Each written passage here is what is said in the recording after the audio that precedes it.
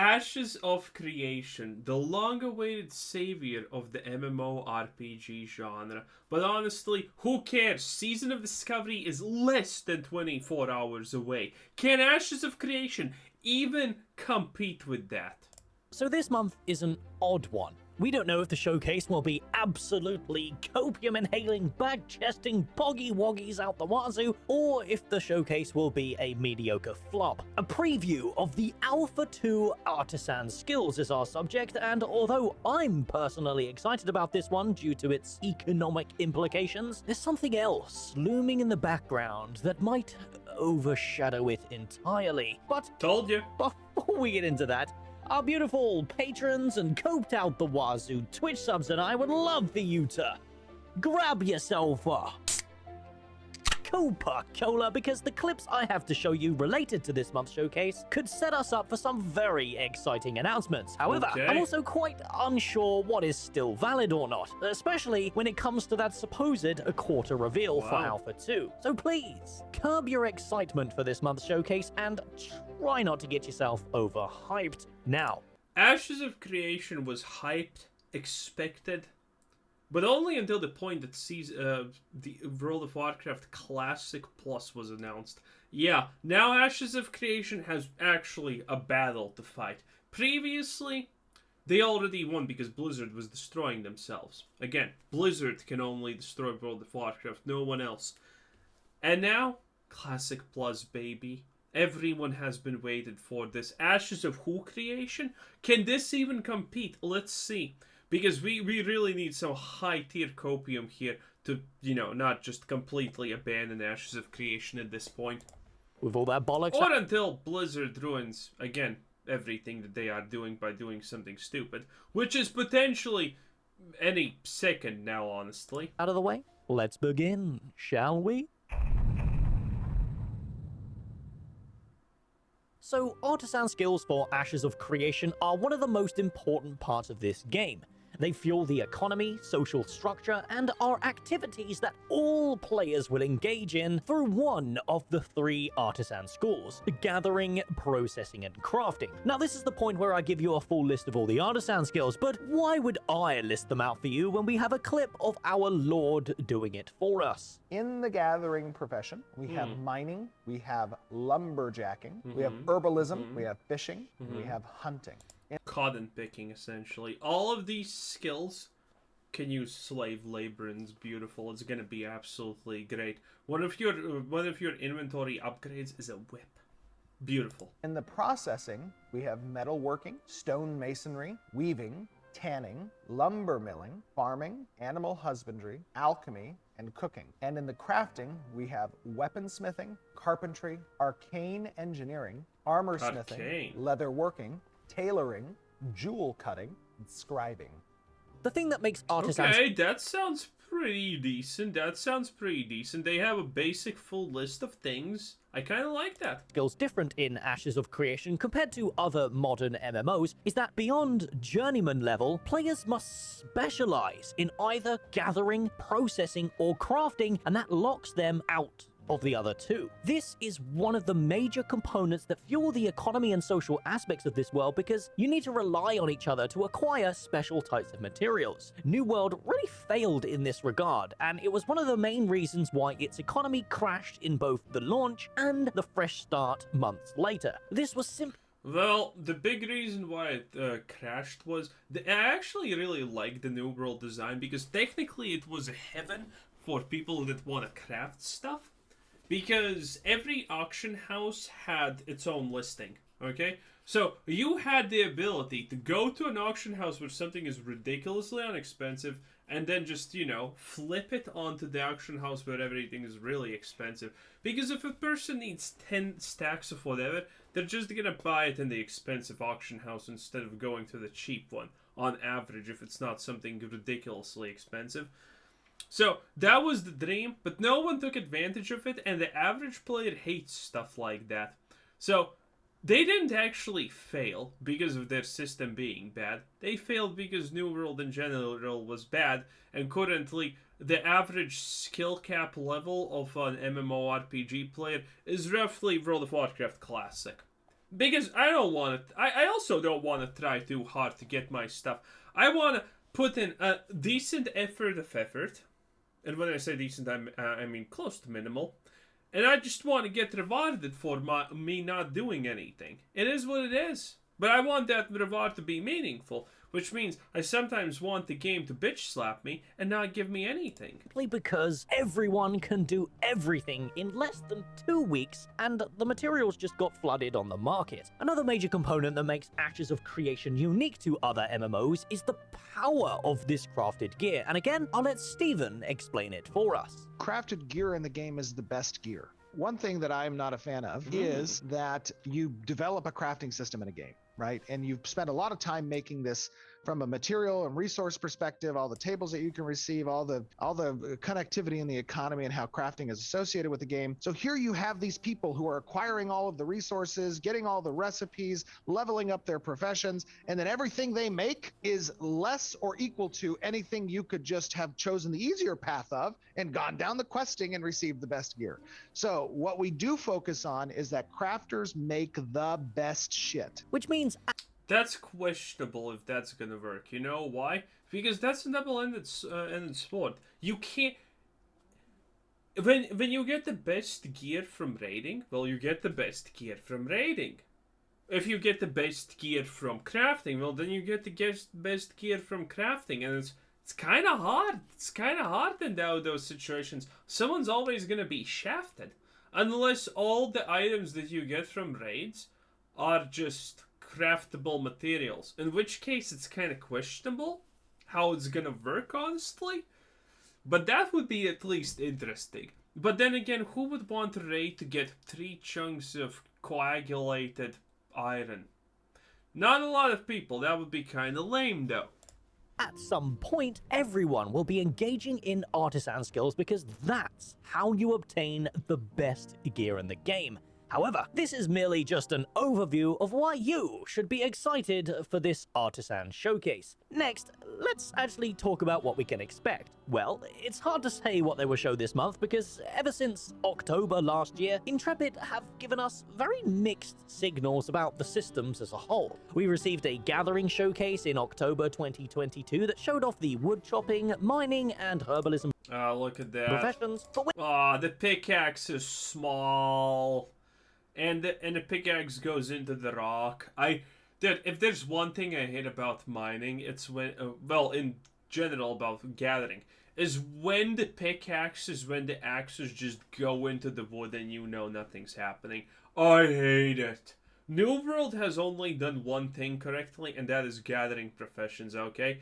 Every time you swing a pickaxe at a piece of iron ore or whatever, it just feels good, okay? You want to press that button. You want all the gameplay of that shitty game to suddenly be as good as just mining this piece of ore.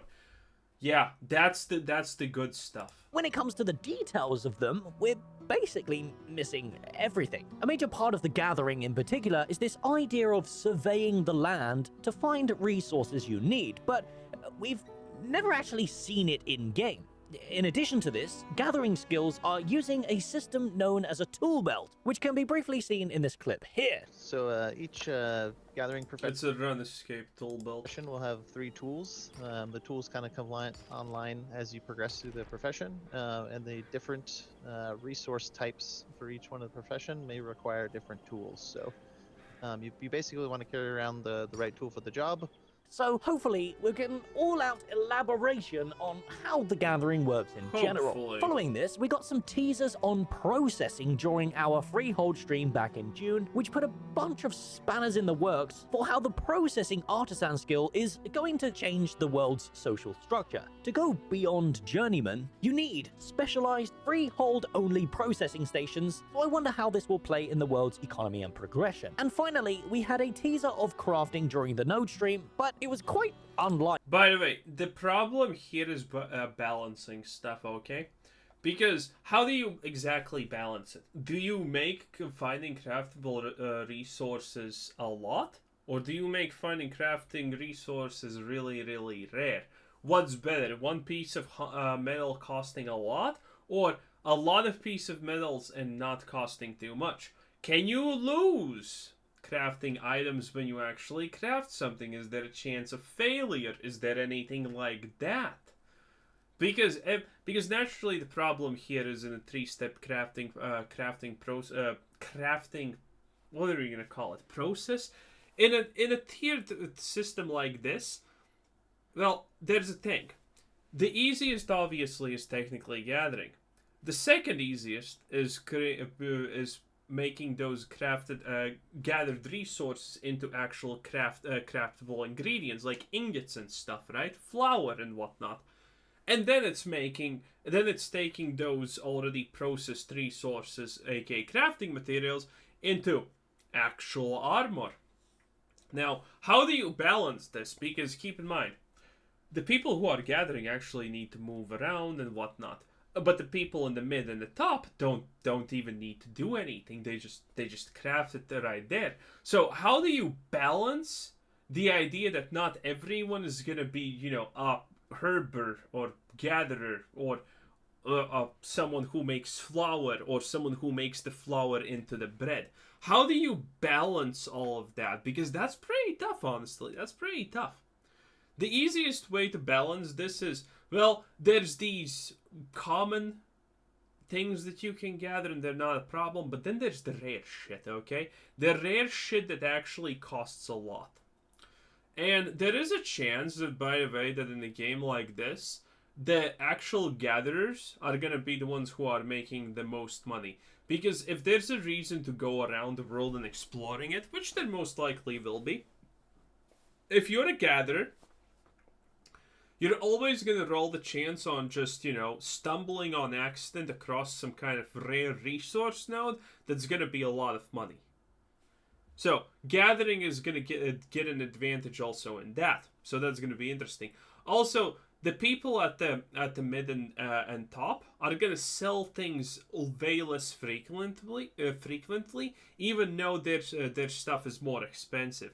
And man, that's such a hard balancing act. That is really such a hard balancing act to actually accomplish. Like how we expected it to be, because what we saw was just a very basic go to the crafting station, have the materials on you, and then press button. Painfully traditional, and actually mimics exactly how it worked in the Alpha 1. But hey, I just wanted an excuse to use this clip. I don't think that's a problem. I don't think painfully simplistic is a problem. Whatever. For the very last time, because according to Steven, there is a gameplay layer to crafting. And those professions that I listed for the crafting, when you go to create a particular item, you will have the opportunity to interface with that gameplay layer. For example, if you're creating a sword, you will have an interface, a gameplay layer that you will see, and you will begin to hammer actually that sword into an appropriate outline, and your performance there can help influence the outcome of your craft. And this is one of the main things. So people with arthritis are definitely not going to be crafters. Okay, good. Things that I am hoping we see this month. What is this gameplay layer? Is it fun? Is it skill based? Have fun getting carpal tunnel, that's what it's called. I'm really excited to see, not just for blacksmithing, but for all crafting artisan skills. Now, Stephen also teased something else exciting that could be revealed this month, and again, I'll just let the Lord speak for us. Now, this is something we especially want to give feedback, or get feedback on. What is it like to interface with that type of gameplay layer? Is that something desired by crafters? But getting player feedback on that, because this is something that is a bit different than what we're accustomed to in a lot of MMOs that we've played, especially from the traditional crafter's perspective. We will be having spot tests.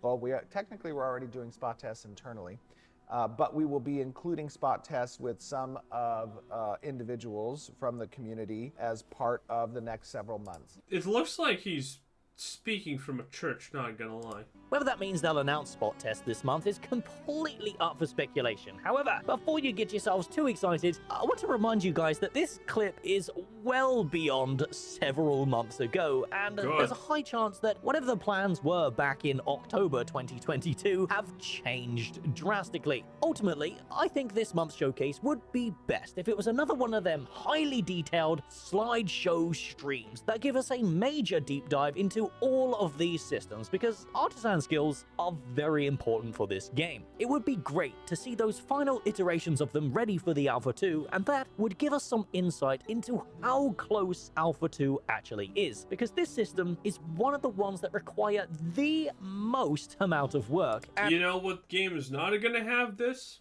World of Warcraft Season of Discovery. And you know what? That's not gonna even be a problem, baby. it's been over a year since we've had a proper update on them. Now, with that said, there's one final thing that could get announced this month, and it comes with another clip. So before we talk about it, I'ma let Margaret say her piece. And talking about that, you know, I think people say, well, you've been developing for a while. MMOs are big. It is a lot of moving pieces. And for those of you who maybe haven't been with us the entire time, we did announce last month that we are going to be moving into Alpha 2 in 2024. So we have announced that. Probably in our next stream, we'll talk. I think that's an 8 out of 10 for me. Yeah, she seems pretty hot. A little bit more about Quarter. So, a What quarter did she date say, reveal though? would probably completely dwarf anything shown this month, but to me, giving us a quarter date now doesn't really make much sense. This month's livestream is dropping on the same day as World of Warcraft's Season of Discovery. That means the Get wider fucked. casual audience who just dropped in for my videos or the live streams because they're patiently waiting are going to be busy trying out Season of Discovery and will have absolutely no time for copium. So Yep. unless they have something very specific planned time-wise, doing one of the most in-depth streams plus the all-important quarter announcement is just a complete waste of potential due to the poor timing. Personally, as hype as it would be for everyone, I don't think we're gonna get that quarter date, but hey, what do I know? I am just one nerd, desperate for a good MMO, and my opinion means nothing without yours in the comments below. And you there, you've made it to the end of the video. Yep, whatever. Anyway, that was Narc. What a time to be alive. I don't know, boys. Ashes of Creation has no chance against Season of Discovery at this point. Oh no. Ashes Creation, Savior, the Chosen One. You're supposed to be the Chosen One. Ashes of Creation. But now look at you, getting absolutely blasted by Blizzard of all things. Disgusting. Hey, Season of Discovery is gonna be wild. It's gonna be lit. It's gonna be perfection, boys. Anyway, like, subscribe, and comment down below. Bye-bye.